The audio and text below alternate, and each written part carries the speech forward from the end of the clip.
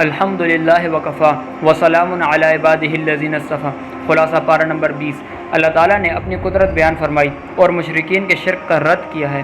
اللہ تعالیٰ فرماتے ہیں، زمین سے غلہ کون اگاتا ہے، زندگی کون دیتا ہے، مشکل میں تمہاری مدد کون کرتا ہے، رزق کون دیتا ہے؟ اللہ ہی ہے جو رزق بھی دیتا ہے، زندگی بھی دیتا ہے، تو عبادت بھی اللہ تعالیٰ ہی کی کرنی چاہیے۔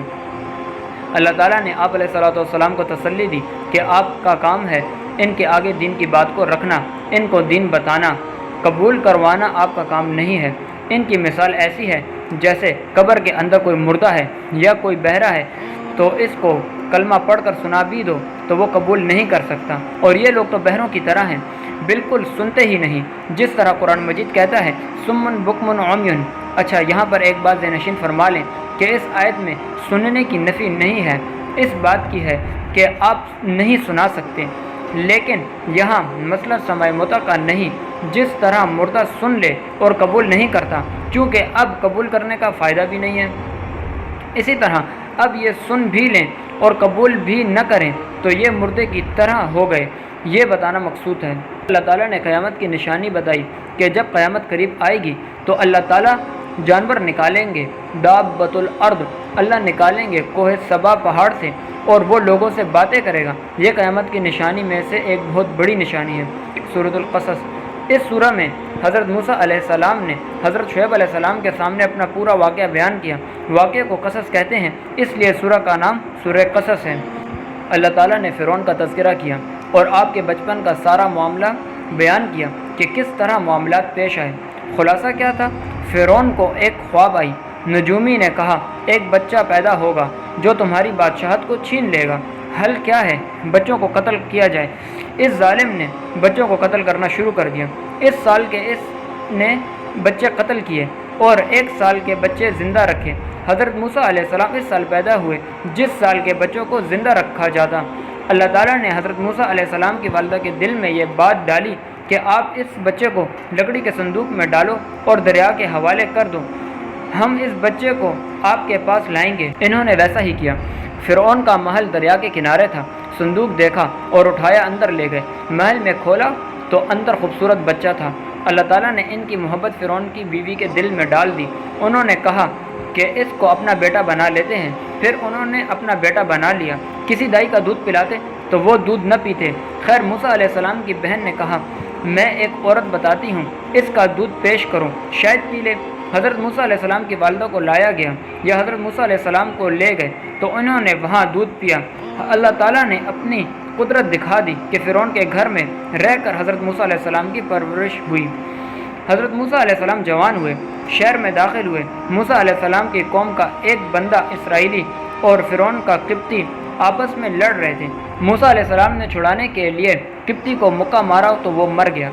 دوسرے دن حضرت موسیٰ علیہ السلام جب تشریف لائے تو انہی کی قوم کا ایک بندہ اسرائیلی لڑ رہا تھا، تو پتہ چلا قصور تو اس کا ہے۔ جب آپ اس کو مکہ مار کے پیچھے کرنے لگے تو وہ بول پڑا کہ کل تم نے فلاں بندے کو مارا تھا، مجھے مارنا چاہتے ہو؟ یہیں سے وہ بات پھیل گئی کہ کل جو بندہ قتل ہوا تھا وہ کس نے کیا۔ فرعون نے اپنے بندے بھیجے حضرت موسیٰ علیہ السلام کو گرفتار کرنے کے لیے۔ موسیٰ علیہ السلام کا خیر خواہ آیا، اس نے کہا تمہیں قتل کرنے کا منصوبہ بن چکا ہے، تمہیں لوگ تلاش کر رہے ہیں۔ تو حضرت موسیٰ علیہ السلام وہاں سے نکلے اور مدین کی طرف تشریف لے گئے۔ مدین کے علاقے میں داخل ہوئے، وہاں ایک کنواں تھا، لوگ بکریوں کو پانی پلا رہے تھے۔ وہاں 2 عورتیں تھیں، پیچھے کھڑی تھیں۔ حضرت موسیٰ علیہ السلام نے پوچھا تم کیوں کھڑی ہو؟ کہا یہ ہماری بکریاں ہیں، جب یہ لوگ پلا کے چلے جائیں گے پھر ہم پلائیں گے۔ آنکھوں کی حفاظت کرتے ہوئے ان کی بکریوں کو پانی پلایا۔ یہ حضرت شعیب علیہ السلام کی بیٹیاں تھیں۔ انہوں نے واپس جا کر اپنے والد کو سارا واقعہ بیان کیا تو انہوں نے کہا اس کو بلا کر لاؤ۔ موسیٰ علیہ السلام کو لایا گیا۔ حضرت شعیب علیہ السلام کی بیٹی نے کہا یہ امین ہے، اپنی آنکھ کی خیانت بھی نہیں کرتے، قوی ہے، ہم نے دیکھا کس طرح طاقت سے کنویں سے پانی نکالتے ہیں، آپ ان کو ملازم رکھ لیں۔ حضرت شعیب علیہ السلام نے فرمایا میری 2 بیٹیاں، ان میں سے ایک تمہیں نکاح میں دوں گا، 8 سال تک میری خدمت کرنی ہوگی، 10 سال پورے کرو تمہاری مرضی۔ حضرت موسیٰ علیہ السلام نے 10 سال تک وہاں ٹھہرے اور خدمت کی۔ حضرت شعیب علیہ السلام نے اپنی بیٹی کا نکاح ان سے کر دیا۔ یہاں یہ بات ذہنشین فرما لیں کہ اگر بیٹی کے لیے کوئی مناسب داماد مل جائے تو باپ کو پہل کرنی چاہیے بیٹی کو نکاح میں دینے کے لیے، اس میں حرج کی بات نہیں۔ حضرت شعیب علیہ السلام نے خود کہا کہ اپنی بیٹی تمہیں نکاح میں دوں گا۔ ہمارے ہاں چونکہ رواج چلتا ہے کہ وہ مانگے تو ہم اپنی بیٹی دیں گے، اس لیے مناسب رشتہ ملے تو تاخیر نہیں کرنی چاہیے۔ حضرت موسیٰ علیہ السلام اپنی بیوی کو لے کر آ رہے تھے، راستے میں ان کو درد ذہ ہوا اور وہ امید کے ساتھ تھیں اور آپ کے پاس سردی میں کچھ جلانے کے لیے بھی نہیں تھا۔ ایک درخت کو دیکھا، آگ نظر آ رہی تھی، تشریف لے گئے، وہاں گئے تو وہ آگ نہیں تھی، وہ درخت سے اللہ تعالیٰ کا نور نکل رہا تھا۔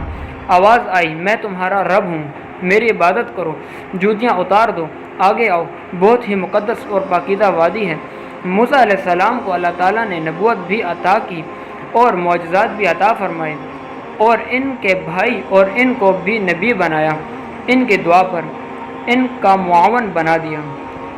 حضرت موسیٰ علیہ السلام کا تفصیلی واقعہ حضرت محمد مصطفیٰ صلی اللہ علیہ وآلہ وسلم بیان فرما رہے ہیں۔ اللہ تعالیٰ فرماتے ہیں کہ آپ تو وہاں موجود ہی نہیں تھے۔ یہ رسول اللہ صلی اللہ علیہ وآلہ وسلم کی نبوت کی دلیل ہے کہ وہاں موجود نہیں تھے اور پھر بھی حق اور سچ آپ نے بیان فرمایا۔ پھر آگے تذکرہ ہے ان یہود کا جو پہلے یہود تھے پھر اسلام قبول کیا، ان نصارہ کا جو پہلے عیسائی تھے پھر اسلام قبول کیا۔ اللہ تعالیٰ فرماتے ہیں ان کو دوہرا اجر ملے گا کہ پہلے اپنی قوم کے طعنے، تکلیف، مشقتیں اور پھر حق کو قبول کرنا، اپنے دین کو چھوڑنا کتنا مشکل تھا، چھوڑ دیا تو دوہرا اجر ملے گا کیونکہ تکلیف برداشت کی، طعنے برداشت کیے اور ثابت قدم رہے۔ اللہ تعالیٰ فرماتے ہیں کہ ہدایت آپ کے ہاتھ میں نہیں، آپ صرف دین کی دعوت دیں، جس کو میں ہدایت دوں گا اسی کو ہی ملے گی۔ رسول اللہ صلی اللہ علیہ وآلہ وسلم کے چچا ابو طالب کی وفات کا وقت آیا، آپ تشریف لے گئے، بہت دعوت دی، بہت سمجھایا مگر انہوں نے نہیں مانا۔ ابو طالب نے کلمہ نہیں پڑھا، آپ غمزدہ تھے۔ اللہ تعالیٰ نے تسلی دی، پیغمبر ہدایت آپ کے ہاتھ میں نہیں ہے۔ یہاں سے ثابت ہوتا ہے کہ پیغمبر مختار کل نہیں، اختیارات سب اللہ تعالیٰ نے اپنے پاس رکھے ہیں۔ حضرت موسیٰ علیہ السلام جب دریا کراس کر کے چلے گئے تو قارون بھی ان کے ساتھ تھا۔ بعض روایات کے مطابق قارون غالباً حضرت موسیٰ علیہ السلام کے چچا کے بیٹے ہیں۔ ان کے پاس مال و دولت بہت تھی، کئی اونٹ ان کے خزانوں کی چابیاں اٹھاتے اور اس کو اپنی دولت پر ناز تھا، یہ زکوٰۃ نہیں دیتا تھا۔ حضرت موسیٰ علیہ السلام نے سمجھایا، یہ باز نہیں آیا۔ اہل علم نے سمجھایا، یہ پھر بھی باز نہیں آیا۔ یہ کہتا میری محنت ہے، میرا علم ہے، میری عقل ہے، میرا فن ہے، میرا ہنر ہے، میں نے کمایا، میں کیوں کسی کو دوں؟ اللہ تعالیٰ نے اس کو اس کے خزانوں سمیت زمین میں دھنسا دیا۔ رسول اللہ صلی اللہ علیہ وآلہ وسلم مکہ مکرمہ سے مدینہ منورہ تشریف لے جا رہے تھے۔ مقام جوفا پر پہنچے، مدینہ کے راستے کی مشہور منزل رابغ کے قریب ہے۔ اس وقت مکہ مکرمہ کے راستے پر نظر پڑی تو بیت اللہ آپ کو یاد آ گیا، تو اللہ تعالیٰ نے آیت نازل فرمائی، حضرت جبرائیل علیہ السلام کو بھیجا کہ اے نبی، جس اللہ نے آپ پر قرآن اتارا ہے وہ اللہ آپ کو مکہ دوبارہ ضرور لائے گا، اور آپ مکہ عزت کے ساتھ گئے۔ سورہ عنکبوت کہتے ہیں مکڑی کو۔ یہاں اللہ تعالیٰ نے مشرکین کی مثال مکڑی کے ساتھ دی، جیسے مکڑی کی کیا حیثیت ہوتی ہے اسی طرح مشرکین کی کیا حیثیت ہوتی ہے، مکڑی کی تاروں کی کیا حیثیت ہوتی ہے، اسی طرح مشرکین کی چالوں کی بھی کیا حیثیت ہوتی ہے۔ یہ وہ زمانہ تھا جب کفار مسلمان پر بہت ظلم کر رہے تھے اور مسلمان پریشان ہو جاتے اور رسول اللہ صلی اللہ علیہ وسلم سے دعا کی درخواست کرتے۔ اللہ نے مومنین کو تسلی دی کہ دنیا میں جو کلمہ پڑھے گا آزمائش سے گزرنا پڑے گا، اصل آخرت کی زندگی ہے، اتنی سستی نہیں جو تکلیف کے بغیر حاصل ہو جائے۔ یہاں مشقت برداشت کرو، صبر کرو، جنت تمہاری منتظر ہے۔ کتنے لوگوں نے کلمہ پڑھ لیا لیکن ان کے والدین نے کلمہ نہیں پڑھا، ڈٹے رہے، ضد پر تھے۔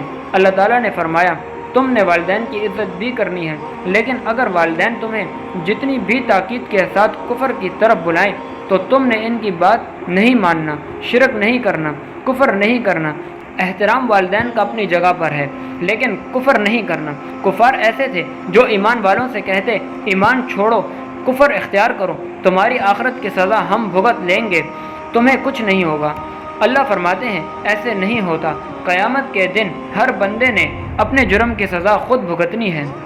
یہاں پر یہ بات ذہن نشین فرما لیں کہ ایک وہ ہے جو آپ نے گناہ کیا، اس کی سزا تو آپ نے بھگتنی ہی ہے، ایک وہ ہے جو آپ نے کسی اور کو گناہ کی طرف لائے تو اس گناہ کی سزا بھی آپ نے ہی بھگتنی ہے۔ یہاں یہ بات ذہن نشین فرما لیں کہ ایسا نہیں ہوگا کہ جرم کرنے والے کو کچھ نہیں ہوگا اور جرم پر لانے والے کو سزا ملے گی۔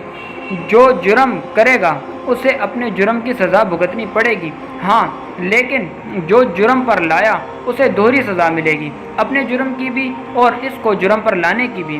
پھر آگے اللہ تعالیٰ نے کئی انبیاء کا ذکر فرمایا، پہلے نوح علیہ السلام کا، پھر ابراہیم علیہ السلام کا، پھر اسحاق کا، پھر لوط کا، پھر شعیب کا علیہ السلام۔ حضرت نوح علیہ السلام نے 950 سال تک قوم کو دین کی دعوت دی، ہر نبی نے دعوت کا حق ادا کیا۔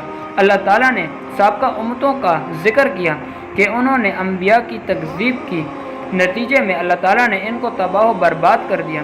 قوم سمود کو دیکھیں، قوم عاد کو دیکھیں، قوم قارون کو دیکھیں، قوم نوح کو دیکھیں، قوم لوط کو دیکھیں، قوم شعیب کو دیکھیں، سب کے سب برباد ہو گئے جنہوں نے نبی کی دعوت کو نہیں قبول کیا۔ اللہ تعالیٰ ہماری شرک سے حفاظت فرمائے اور اللہ کریم ہمیں خالص توحید عطا فرمائے، آمین۔ وآخر الدعوانا ان الحمد للہ رب العالمین۔